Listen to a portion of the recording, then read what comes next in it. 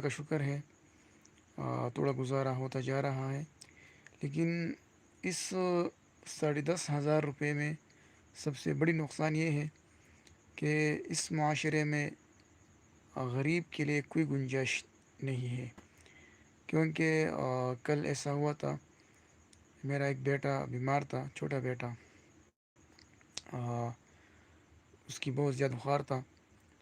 تو میں اپنے پڑوسوں کے پاس گیا اور اس سے قرض نہیں مانگی. اس سے میں صرف جو ٹیوشن کی فیس تھی اسکول کی، تو پرنسپل صاحب نے وہ رسید مجھے دیا تھا کہ آپ جائیے اور اس پڑوس سے اپنا جو فیس ہے وصول کرے.